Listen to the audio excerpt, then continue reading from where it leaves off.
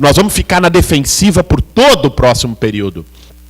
A nossa pauta não vai poder ser, ou vai poder sim, bem, mas vai ser menos eficaz que seja uma pauta de avanços, senão a pauta de revogar os retrocessos, que vai ser a pauta básica se eles passam isso. Então, nós temos que jogar todas as fichas em barrar essa história.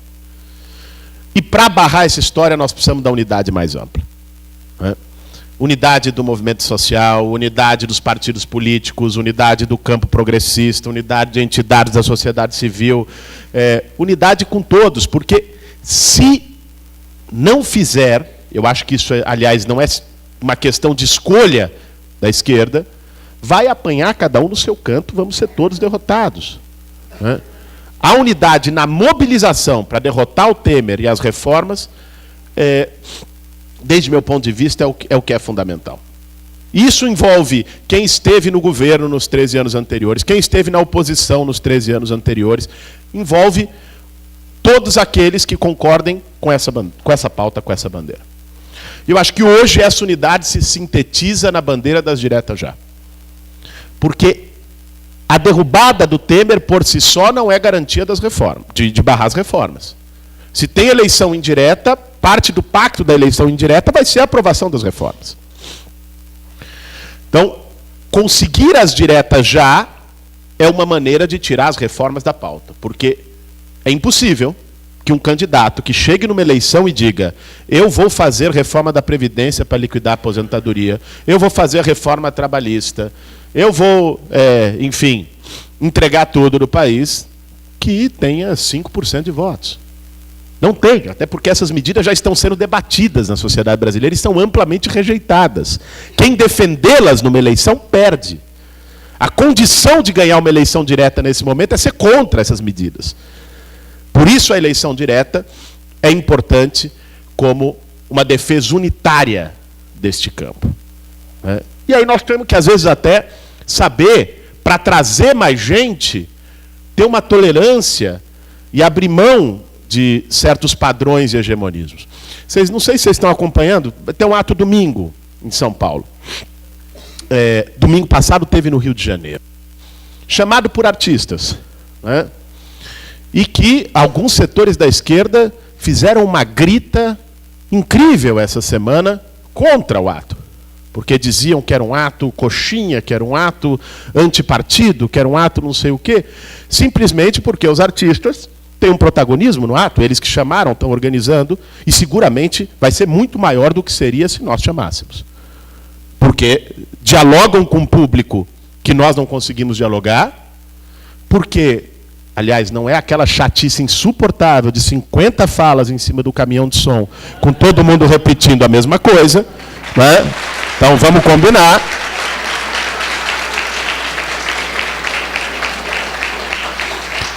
Quer dizer, perguntar para as pessoas, você prefere lá ouvir 50 falas do movimento social ou ouvir o Mano Brown, o Emicida, né, a Tereza Cristina, o Crioulo?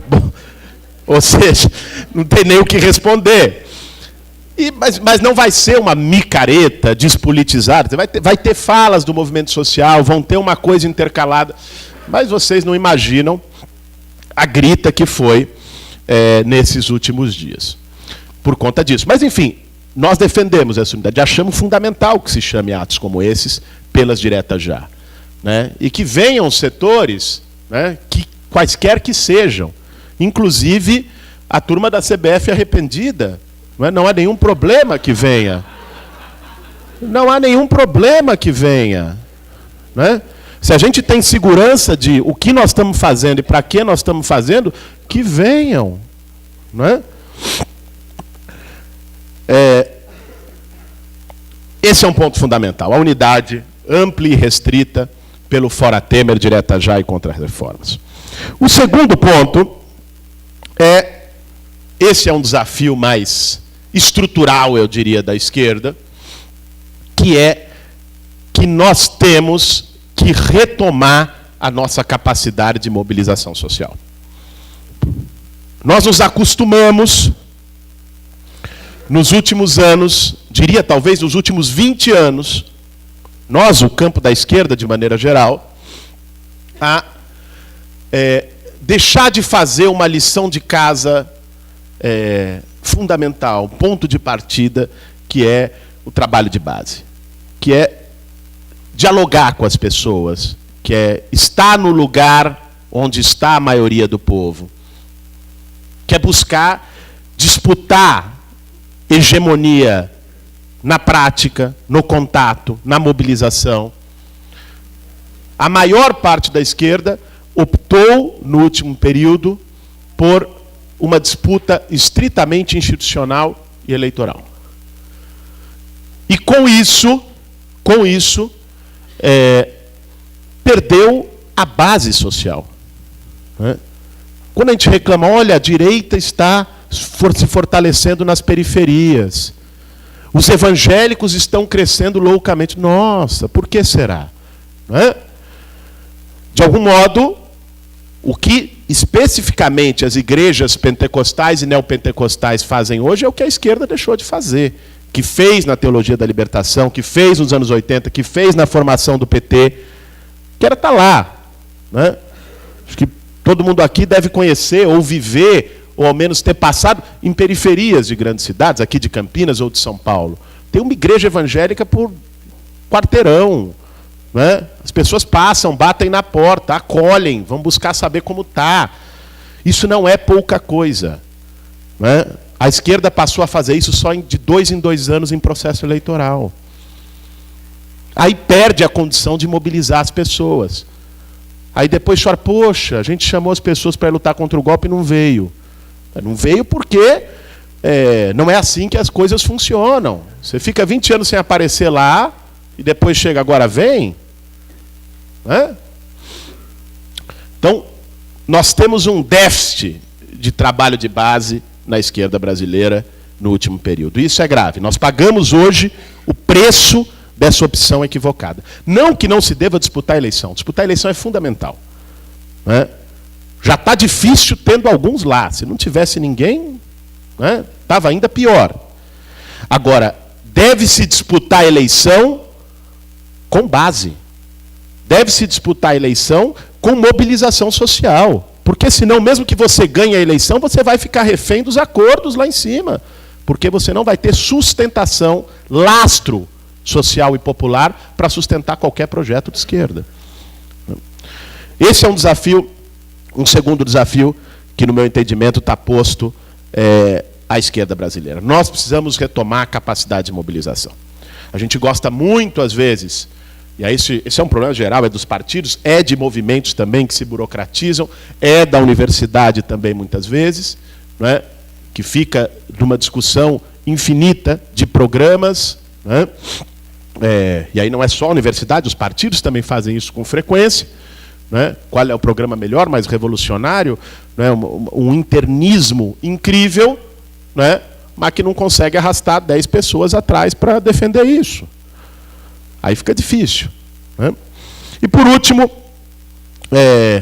para não dizerem que a defesa do trabalho de base é contraditória com a defesa da discussão de um programa político, eu acho que o terceiro desafio da esquerda é, sim, a reconstrução de um programa para o país.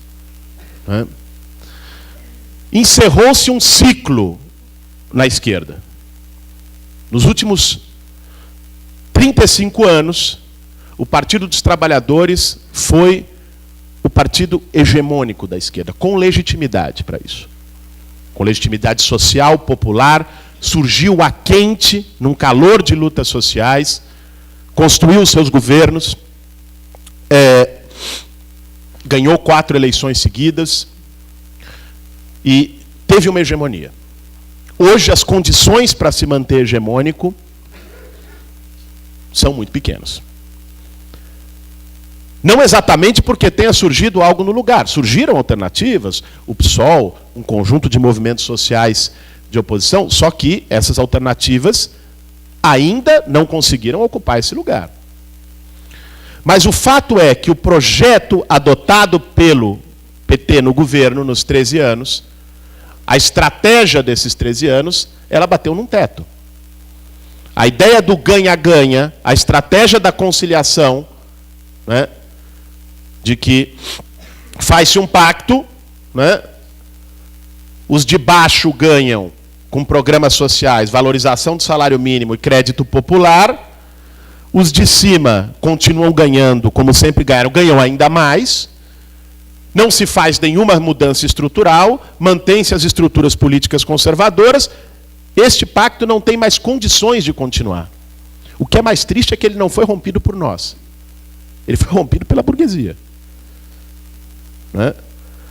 O pacto do ganha-ganha não tem sequer mais condições econômicas para continuar. Porque o que permitiu, né, ter políticas sociais sem mexer em privilégios, sem tocar nas estruturas arcaicas do Estado brasileiro, foi um crescimento econômico que permitiu fazer algum grau de manejo orçamentário. Foram políticas sociais feitas com manejo orçamentário. Quando a crise impõe uma recessão brutal ao país, não tem mais espaço para isso. Não há mais espaço para ter avanços sociais no Brasil sem mexer em privilégios. Sem conflito, portanto. Não tem mais espaço para a política do consenso. De que vamos sentar aqui nessa mesa, de um lado sem teto, do outro lado Odebrecht, de um lado, né, a Cátia Abreu, do outro sem terra, aqui o banqueiro, aqui o trabalhador, e nós vamos construir um pacto. Não há mais espaço para isso. E quem acabou com essa história foi a burguesia. A burguesia falou, chega de conciliação, a crise econômica não dá mais. Agora nós vamos para a expoliação. Não é mais ganha-ganha, é ganha-perde. E essa é a expressão do governo Temer. O que nós vamos apresentar como resposta a isso? A retomada do ganha-ganha? Reeditar esse projeto? Eu acho que isso não é sequer possível, porque isso aconteceu lá, com o PT com uma credibilidade social enorme, numa situação econômica de uma demanda internacional crescente, commodity, China. Isso aconteceu com uma sociedade muito menos polarizada do que a gente tem hoje. Num cenário de polarização política, social e crise econômica, não há mais espaço para isso, mesmo que fosse a opção. E nós temos, portanto, que apresentar um projeto no lugar. Um projeto de enfrentamento a privilégios, um projeto que toque no tema distributivo, portanto, que proponha, sem dedos, reforma tributária progressiva no país, taxação de grandes fortunas, taxação de lucro dos bancos, né, de distribuição de lucros e dividendos, que é uma aberração que tiraram no tempo do Fernando Henrique. Né, um projeto que tem uma política econômica ousadíssima em relação a juros, de enfrentamento aos bancos, essa é a verdade. Né. Nenhum governo, o governo do PT nos 13 anos, não enfrentou os bancos. Não enfrentou. Ali, o ensaiozinho da Dilma, e é um outro debate que, enfim, ainda assim limitado, né? E não durou 6 meses, recuou depois em tudo. Né? Então, é preciso tocar em feridas que não foram tocadas nos últimos 13 anos. Botar na mesa reforma agrária, reforma urbana, reforma tributária. Puxa, que sonho! Não é? É um ingênuo. Não tem relações de forças para isso na sociedade brasileira. E eu concluo dizendo que nós não podemos mais ficar reféns desse argumento. Relação de força é algo que existe, é verdade. Nós não vamos ignorar a realidade e falar vamos todos fazer a revolução, sair daqui e tomar o Palácio de Inverno. Mas relações de forças se alteram. E nós somos parte daqueles que podem alterar a relação de força. Aliás, estar num governo e ter o executivo na mão é uma ferramenta fundamental para alterar a relação de forças. Por exemplo, se a Dilma, depois que se reelegeu, ao invés de mandar a MP das pensões e fazer ajuste fiscal, mandasse taxação das grandes fortunas para o Congresso, não passaria, óbvio que não passaria, né? O Cunha não deixava, é esse Congresso que está aí. Mas o debate na sociedade ia ser por que o Congresso não quer que rico pague imposto, e não a redução da maioridade penal. Isso altera a colocação de debates na sociedade. O exemplo da Venezuela, com todos os seus limites, é claro, agora a Venezuela vive uma situação crítica, por uma série de razões. Mas quando Chávez ganha a eleição em 98, ele tinha uma mídia mais golpista que a daqui, ele não tinha maioria parlamentar num primeiro momento, ele tinha uma elite encarniçada, como é na Venezuela, e o que ele faz não é vamos botar todo na mesa para conversar porque não tem relações de forças. O que ele faz é chamar uma constituinte, montar círculo bolivariano, ir para cada rincão da Venezuela, chamar o povo como agente político, né? Mobilizar a sociedade, e quando, como era previsível, a burguesia foi dar um golpe nele em 2002, não durou 48 horas, porque o povo cercou o palácio dizendo devolvam o nosso presidente. As relações de força haviam se alterado subterraneamente. A mobilização social é parte da relação de força. Se a gente ficar refém de uma lógica de governabilidade baseada no parlamento, não existe alternativa de esquerda no Brasil possível. Nós não vamos ter maioria parlamentar no curto prazo nesse sistema político. Isso não está posto. Ou a gente pensa governabilidade para um projeto nosso a partir das ruas e da mobilização social, ou vamos nos contentar com mais do mesmo. E acho que esse é o caminho da mobilização e de apresentar um projeto ousado para ajudar a animar as ruas, mobilizar as ruas e, com isso, renovar a esquerda e construir novos caminhos para o Brasil. Obrigado.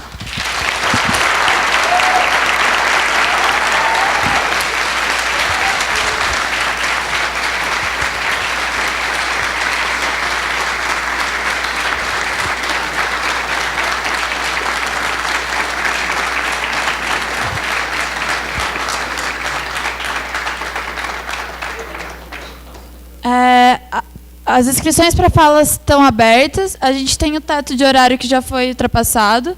A Ana que vai anotar e, mais uma vez, a gente vai intercalar entre um homem e uma mulher.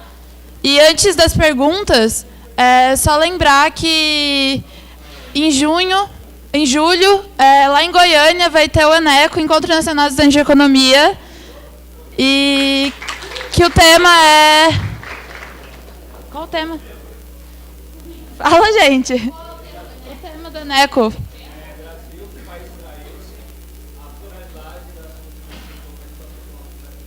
Brasil, que país é esse? A pluralidade. Brasil, que país será esse? Que país será esse? A pluralidade. Enfim, depois você entra no Facebook e olham que eu não vou conseguir agora, essa altura do campeonato, reproduzir isso. Quem foi? Ana.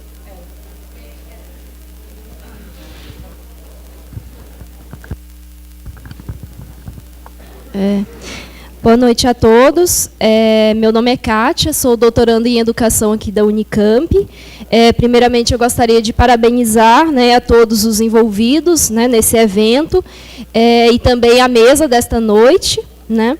E gostaria que a mesa problematizasse melhor o movimento que está se constituindo de uma nova constituinte, justamente no momento de intensificação dessa restauração neoliberal, de perda de direitos, dessa encruzilhada, né, da maior gravidade, que tem um caráter econômico, político e cultural, e justamente, né, tendo em conta que isso pode implicar, né, se minar ainda mais os direitos, né, que têm sido solapados historicamente, e também se atentando para a questão de que nós não vamos resolver isso, né, institucionalmente, na medida em que a gente precisa de uma revolução contra a ordem, como, né, nos afirmou Florestan Fernandes. É isso, obrigada.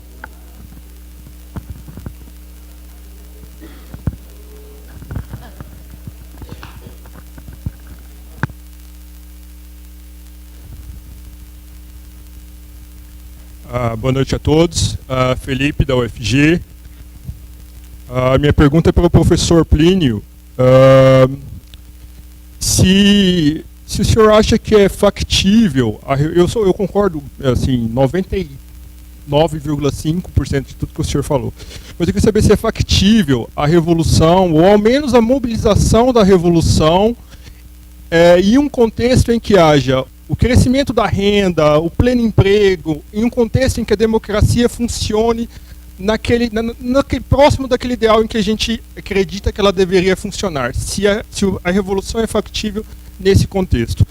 Caso não seja, aí fica a minha provocação. Será que é por isso que as políticas keynesianas, então, perdem o significado? Porque, teoricamente, as políticas keynesianas resolvem justamente isso, o desemprego, a queda da renda. A minha provocação é essa: a revolução precisa de um pouco de caos democrático para que ela seja factível?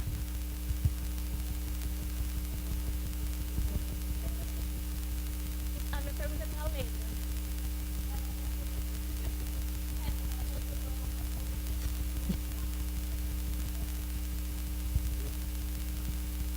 letra. Meu nome é Fábio, sou estudante de Economia da UFG e sou do Diretório Central dos Estudantes de lá. Eu queria fazer uma pergunta mais focada para o Boulos, só que se o restante da mesa puder responder. É com relação à questão dos black blocs hoje em dia nas mobilizações nacionais. Eu sei que existe uma polêmica entre o MTST e os black blocs, pelo menos existiu um tempo atrás.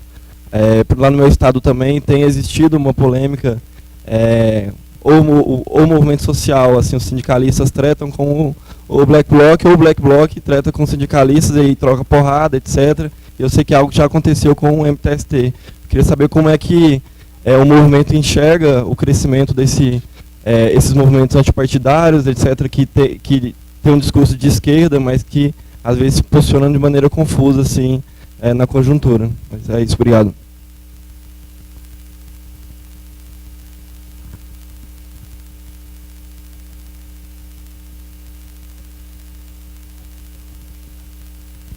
Bom, eu até assim lamento o Boulos ter chegado depois, porque o Plínio tinha feito uma fala antes, que foi, não sei se você já viu o Plínio fazer alguma fala alguma vez.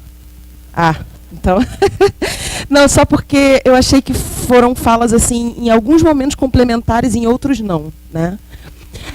Não vou entrar em detalhes aqui, porque vocês se conhecem melhor, acho que até do que eu a vocês, mas a fala do Plínio, ela falou muito assim, que a gente precisa dar um passo à frente, enquanto esquerda, isso aqui é um ambiente de esquerda, só que é pequeno no Brasil, a gente precisa ter consciência que é minoria.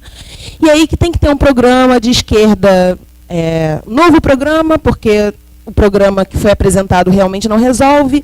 E ele falou as palavras revolução, as palavras fim do capitalismo, né, comunismo, que são realmente bandeiras em que em diversos momentos a esquerda não cita, ou quando cita, assim, tem suas fases, né, na história do Brasil, na história da esquerda, etc. E aí, a sua fala, ela nos remete, eu não acho até que ela foi contraditória, mas ela nos remete a uma proposta imediata, na verdade, né? E aí eu queria entender até onde você considera que essa proposta, que eu não estou aqui discordando e tal, até onde ela vai? A proposta de uma nova eleição e quais são os seus próprios limites? Eu acho que você tem consciência disso, não sei, assim, melhor do que eu. Mas até onde essa proposta consegue ir, né? Dentro das perspectivas necessárias de transformação de sociedade. Gente, na próxima fala, o Thiago agora... Gente, o microfone está do lado errado.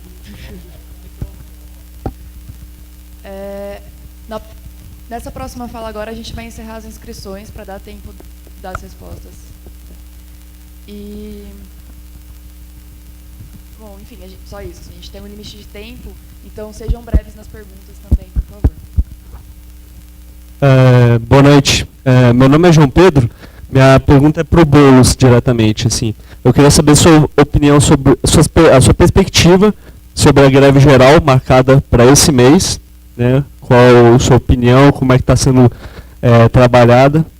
E nesse sentido também, na sua fala que foi sobre a criação da unidade, queria saber como é que está sendo o diálogo com os sindicatos, porque até semanas atrás, alguns sindicatos, algumas centrais, tinham optado pela alternativa da pressão parlamentar ao invés da radicalização nas ruas, mas felizmente existe já a data da greve geral marcada. Eu queria saber como é que está sendo esse diálogo, se existe atrito em alguns momentos ou se existe concordância na radicalização da luta. Obrigado.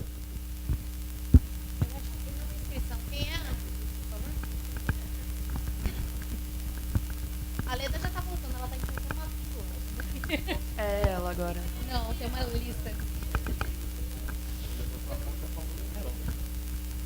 Tá todo mundo inscrito, Pedro Paulo. Obrigada. Boa noite, Ilná da UFMA.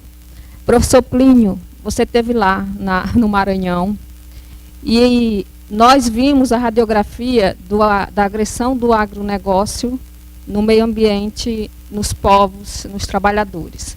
E eu lhe perguntei para a banca e você me respondeu, o que fazer para além de escrever, de mostrar dados, mostrar foto, mostrar tudo. E você me respondeu que a crítica tem que estar aliado à luta e a revolução é a solução. Eu achei ótima a resposta. Mas desde então, eu fiquei me perguntando como numa sociedade como a nossa, não numa sociedade, como nós vivemos, podemos avançar para uma revolução onde não exista Estado, onde não tenha um controle por uma instituição, como que nós vamos nos organizar para que todos tenham direitos, tenham suas necessidades atendidas, de alimentação e de tudo mais, se naturalmente ou estamos tão egoístas, tão competitivos, tão individualistas, e como é que os trabalhadores vão se organizar? A impressão que eu tenho é que quando formar um grupo para gerenciar tudo, já vai haver corrupção, já vai haver um privilégio. Mas como é que se pode ter uma sociedade onde todos definem tudo? Eu não entendo isso, eu não consigo caminhar.